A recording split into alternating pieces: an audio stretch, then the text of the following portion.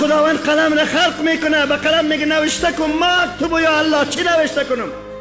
قلم میگه نوشته کن، هر کس گناه میکنه دوزخ میره و ثواب میکنه جنت میره. قلم نوشته کرده میره به امتای حضرت ابراهیم علیه السلام، آدم علیه السلام، موسی علیه السلام، همین کل انبیاء کرام علیهم السلام تا نوبت رسید نوشته کرده میره. کسی گناه کرد کجا میره؟ بلی نفهمیدون بلند بگین کجا میره؟ اگر ثواب کرد کجا میره؟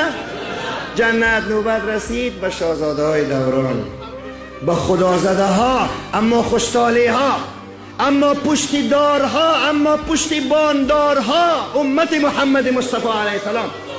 قلم میخواست نوشته کنه امت محمد صلی الله علیه وسلم اگر ثواب کرد کجا میره؟ جنت.